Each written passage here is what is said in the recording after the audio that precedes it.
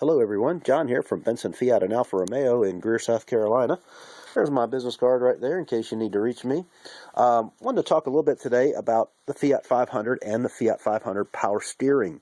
A lot of people have had questions about the power steering, and I happen to have one apart here on my car, which is a 2012 Fiat 500 Prima, and recently had a little issue with the power steering going out on the car, and so there's not been many videos made about removing that. So, you know, for those that need to get into that kind of issue, I want to just go over a few little things, and maybe this will help you a little bit on your quest to get everything restored the way you want it to be.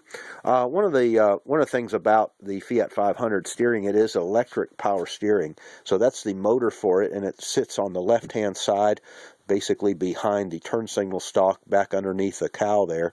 This is your lever for changing the position of the column up or down, and it's held in basically a couple ways. One is two studs that come down from the top of the car, from the frame, and it uses these hex bolts, or hex nuts I should say.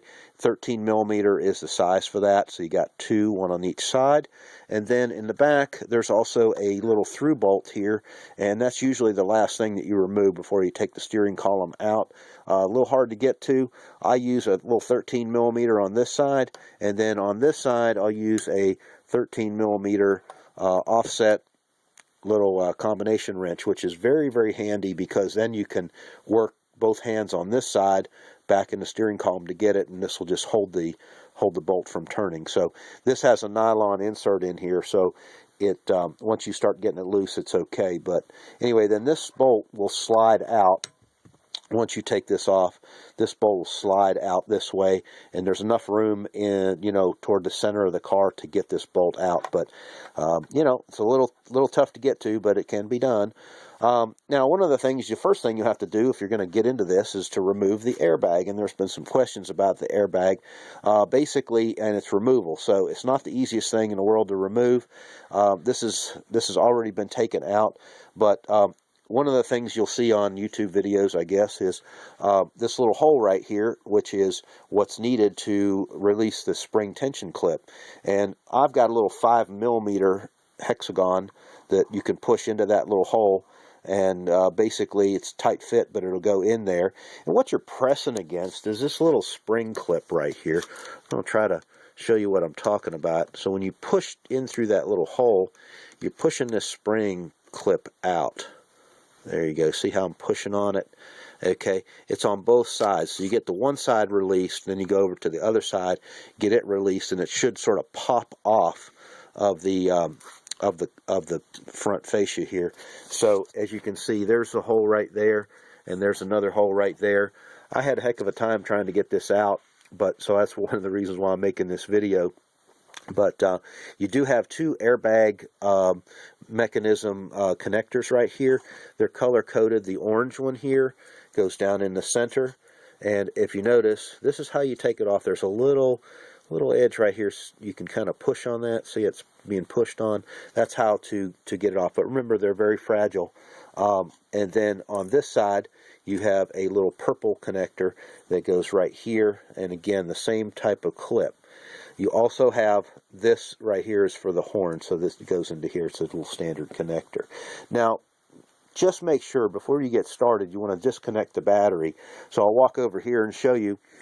This is, of course, my 12-volt battery, and this is the negative side, and it takes a 10 millimeter wrench to take that little nut off, and then you can pop this off here. But just make sure anytime you're working with airbags, you want to go ahead and disconnect this, and probably leave the car set for at least 30 minutes or so in order to make sure that there is no juice running through the car, that sort of thing. This is the positive side, of course, but just be careful about that. Now, working back over here to the steering column itself, the clock spring assembly, what they call a clock spring, is this piece right here, and then you have that's right in here, and then you have of course, the lever stalks. This is your assembly for the for the control unit here, and it is held on by a little small 5 millimeter Allen wrench. See, so you would take that and loosen that once you get the steering wheel off in order to take this piece out.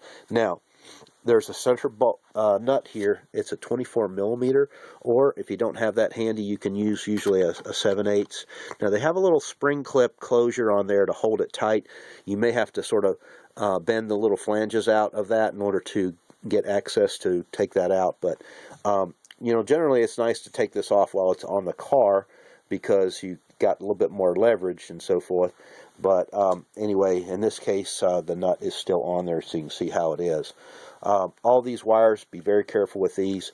This little module will actually pop out, but you don't necessarily need to do that. Just be real careful with what you're doing there. And as you can see, there's a little ignition keyway switch assembly right there, and it's held on with these two screws. I don't know if you can see that.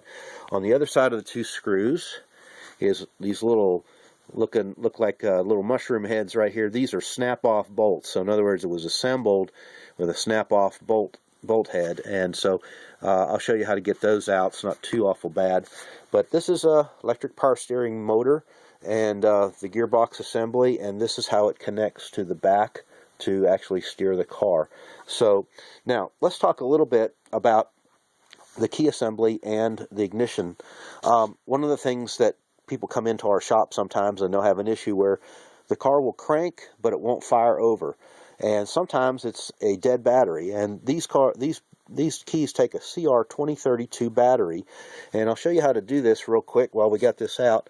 I've already done a quarter turn here to unlock this little compartment door. You pull this up and you see there's your battery right there. Go ahead and take that out. So I'm going to remove that little battery, and you can see the orientation. Here's the new battery. So I'm going to go ahead and take the little paper off there, put it back in there. That just goes in that little holder, and then you can see a little J hook there and the screw. So just go ahead and put it down into your key fob, and there it goes. Take your screwdriver, turn it a little quarter turn. Oops. Turn a little corner turn, and that will close and lock that up. Let's see if I can get it. There we go. All right. So these are transponder keys. So in other words, it has to communicate with the steering column and the assembly here in order to fire. So you could have a dead battery in here and just turn the key and it won't start. So now in my case, I have to use this donor unit to put onto this OEM column. So I'm going to have to change this out right here because my key will fit into this one, but it won't work for the old donor unit, and I don't have a key for that. So these are all laser cut keys, of course. So with the transponder unit, there's a little sensor right here that goes across the top of this, and make sure you hold on to that because that's what reads the transponder key. All right. In order to remove this, it's pretty easy. Actually, as you notice, see, I've taken these out already so I can show you kind of how it works. Here's your ignition. There you go. It's kind of typical of all Fiats. And this little bolt goes up in here. Now, the best way I've had to remove them, there's kind of two ways. Number one would be to take a little Dremel tool and put a little slice in there so you can get a screwdriver in. But what I've done is I've just taken a pair of vice grip pliers, put a little tape on them, and kind of clamp this on the screw head. And you got to be very careful. You don't want to mess up the threads, of course, and then you can start to loosen this thread. There's enough throw on this that you can get a grip on there and just kind of counterclockwise it back so it's kind of loose, and then you can remove it. So that's kind of the easy way to do it. These don't have a whole lot of torque on them, but they do have to be removed. So I'm going to switch this out from this car so that basically I'm able to, there we go, oops, let's see here, the other way I think, yep, that's how that goes in there. Okay, and then you've got your bolts that go through. Okay, there's two connectors right here. They're in tandem that attach there, and there's other connectors as well. Now, the main power steering unit is got a lot of electronics in it, and this is the positive and negative terminals right here to power this thing up, and then you have the little control wiring harness here, and this controls everything else for it. So in order to, I've gone ahead and taken the little 4 screws out of here to take this cover off and show you what's inside. This has got all your electronics for stability control and all that. So it's not just an electric motor that's attached to it. So I suspected in my car that the electronics have gone bad. So it's been sitting for a while, and then all of a sudden it just quit working. So I'm going to go ahead and replace it. But anyway, so that's how that goes on there, so you can kind of see. Now, lately we've had a number of people talking about a clunking issue that's going on with their steering. So what's all that about? Well, behind the steering column is what's called an intermediate shaft, and this connects to this right here. So if you'll notice, I'll go ahead and take this up, and basically it goes right like that. As you see, it's indexed. It's got like a little hexagon, or not hexagon, but a square, and the thread of the bolt goes in that little chamfer. See, so there's only one way to put this thing on. And then on the other side, this connects with a little like a spline type drive right here, and that bolt and pinion assembly is right behind your gas pedal. So when you look at your car, right where the gas pedal is behind it, you'll see where this shaft comes down, and that's what actually goes to the steering rack. Now, in order to remove this bolt, you'll need a 17mm socket right there, and go right on there. And then to remove this bolt, you'll need a 13mm. And it's way up in there, so it's kind of tough to get to. But these bolts typically have some blue Loctite on them. So if you're going to replace this, then you want to try to get new bolts. But anyway, if you had to use the old bolt, just make sure you put some blue Loctite on it. And now, getting back to the complaints that we've had about little clunking noises. If you put your car in reverse and back up very slowly, turn the wheel left and right, if you feel a little clunk, or if you go forward and you're turning left or right, you feel a little clunk, or maybe at road speed, you just transition the wheel from left to right a little bit and you hear this clunk noise. It's not your suspension. Many times it is this intermediate shaft. So why does that happen? Well, this is a collapsible shaft. As you notice, these are two identical shafts. This is out of the OEM car, and this is a used one that I happen to have laying around. And they use a grease. I'm going to go ahead and pull this apart. The reason why this thing, bear with me a little bit. There you go, it's apart. Now, the reason why this thing gets a little bit of clunk play in it is generally not because the metal has fatigued or worn out.